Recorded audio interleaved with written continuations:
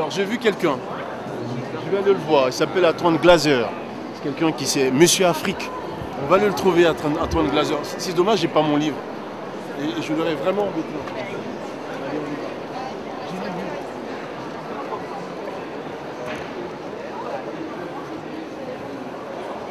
Je sais pas si je vais passer par là.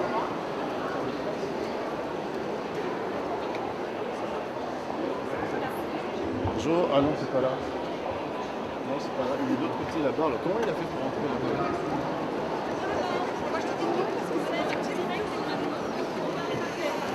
Tu viens?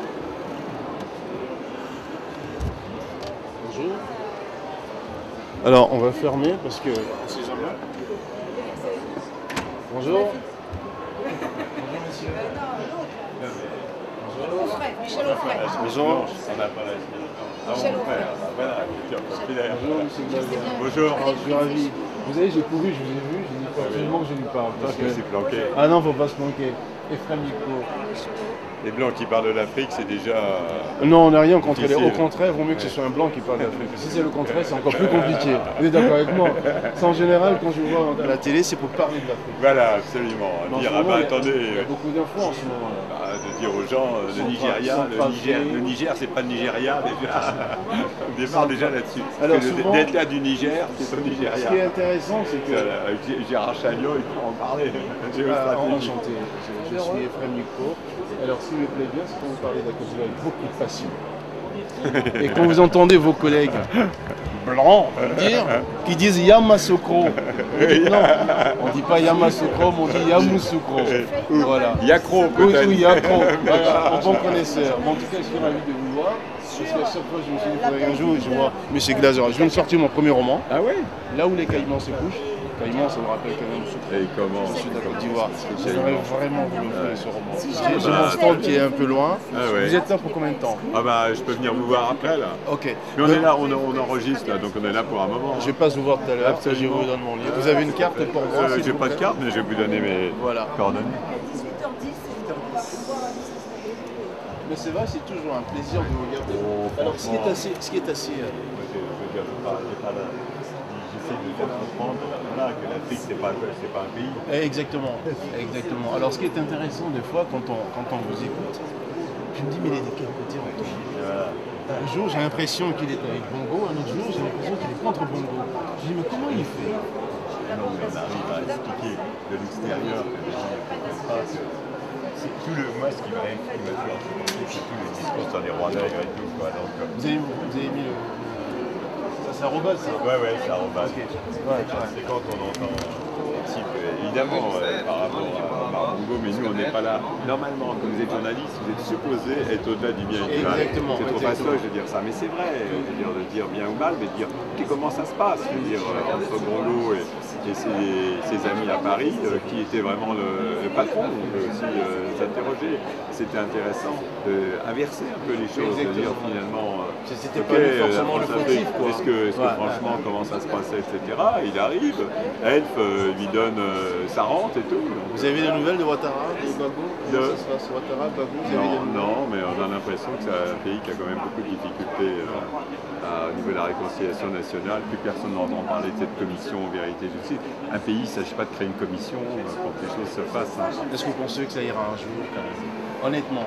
Ouais, honnêtement, c'est mal parti actuellement. À part ça, c'est mal parti actuellement. On sent bien que les gens ne sont pas à l'aise. Les gens ne sont pas heureux, les gens ne sont pas à l'aise. Est-ce que quelque part, Antoine Glaser qui défendait... C'est vrai, je vous ai regardé tout le temps. Et quand on me dit, c'est vous, je vous dis honnêtement, je vous dis, mais vraiment, je le pense, quand on me dit que c'est vous, je dis, j'essaie au moins que j'ai des choses à apprendre. Oui, mais je vous ai vu tellement défendre le pouvoir en place, je me suis dit, aujourd'hui, quand vous regardez tout ça, vous prenez du recul avec du recul, est-ce que vous ne dites pas, on s'est quand même planté? Oui, bah on se dit, par rapport à qui? À Gbagbo, ah non, à Ouattara, on est toujours, par non, rapport au on système, est toujours, enfin moi je m'efforce toujours d'être critique vis-à-vis au contraire du pouvoir en place. D'accord. Hein, d'être critique vis-à-vis du pouvoir en place. Mais si par exemple le pouvoir en place, s'il y a une certaine attitude par exemple de la France vis-à-vis de ce pouvoir, à ce moment-là, on dit voilà, Laurent Gbagbo, intelligemment, politiquement, ça n'allait pas avec Chirac, mais au niveau du business, toutes les entreprises françaises applaudissaient à deux mains et auraient préféré, etc. Alors là, maintenant, c'est un peu différent, c'est-à-dire Sarkozy, maintenant Hollande a besoin d'Alassane Ouattara parce que c'est le président de la CEDEAO pour tout ce qui est le Mali.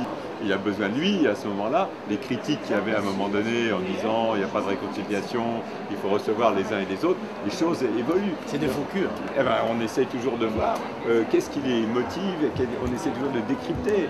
Et on voit bien que, je veux dire, maintenant, Alassane, il est à Paris, c'est même si affectueusement, je pense qu'il était plus proche de Sarkozy, mais sur le plan de la raison d'État, on voit bien que la France ne refuse rien à la Côte d'Ivoire. Ils ont annulé une dette absolument immense, ils l'ont annulé comme ça, et c'est incroyable. Est-ce que vous ne pensez pas qu'aujourd'hui, pour arriver à cette réconciliation, il aurait fallu quand même, à mon avis, la libération de tous ces prisonniers?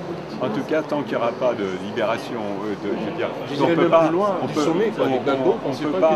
pas, ça c'est leur affaire, mais c'est vrai qu'au bout d'un certain temps, personne ne va comprendre pourquoi il n'y a que Gbagbo à la CPI à ce moment-là, et pourquoi s'il n'est pas jugé en Côte d'Ivoire, puisque en Côte d'Ivoire, on peut juger, apparemment, la Côte d'Ivoire dit qu'ils peuvent juger les autres, ses partisans. Donc tout ça est un peu difficile selon les périodes historiques données. D'accord, mais avec beaucoup de recul. Parce que là, franchement, vous avez pris du recul là. Oui, là maintenant, quand vous en parlez, je sais qu'il y a c'est vrai, mais est-ce que quelque part vous ne dites pas, on n'aurait qu'un pu laisser l'autre finir son mandat tranquillement? Parce que c'est vrai que moi, je suis de la Côte d'Ivoire, ça fait plusieurs années que je n'y vais pas. J'observe aussi et je me dis, c'est vrai qu'on était tous, on voulait la démocratie, on était à peu près tous dans la même veine, on voulait absolument que les choses changent, on voulait que...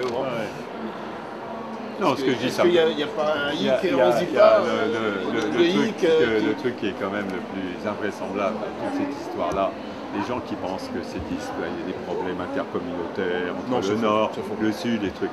Tout le monde oublie que ces trois hommes, ils étaient toujours trois hommes dans un bateau.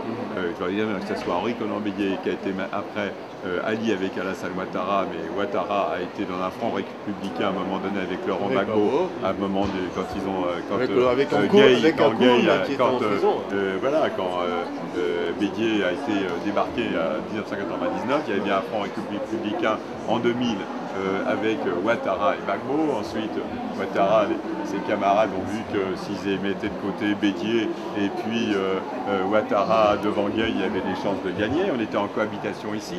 Souvent, on oublie que les affaires franco-africaines sont malheureusement souvent des affaires franco-françaises. Et donc, si on n'était pas en cohabitation ici, c'est pas sûr que les choses se seraient passées. Peut-être que d'ailleurs, s'il y avait eu que Chirac et Dupuche à l'Élysée, ils auraient peut-être tout fait pour que Bédié ne soit pas renversé en 99. Bon, je reviens vers vous. Alors, je vous rappelle que c'est M. Glaser et c'est un plaisir, mais j'ai pas fini avec lui. Parce qu'avec lui, on apprend tellement. Il y a aussi le problème de la Centrafrique, c'est très important. Vous disiez qu'il vient de partir. Il a dû passer. Mais les gens ne comprennent pas que quand on va le fleuve, il prend sa pirogue. J'ai pas fini avec lui. C'est du GG. Comment on fait? Allez, à tout à l'heure, Antoine. Allez, à tout à l'heure. Merci beaucoup. Voilà, donc on a vu Antoine Glaser, c'est le spécialiste, on va dire, du continent, enfin qui maîtrise beaucoup de problèmes de notre continent. C'est vrai, quand il parle de l'Afrique, on a envie de l'écouter, on a l'impression d'entendre vous savez, il est à côté de moi, j'ai envie de dire un peu le vieillard qui fait, tu vois, le conte, tu vois, le conte au clair de lune un peu. Voilà, donc on va le retrouver dans quelques instants, mais suivez-moi, on y va, on n'a pas fini notre petite course. Voilà.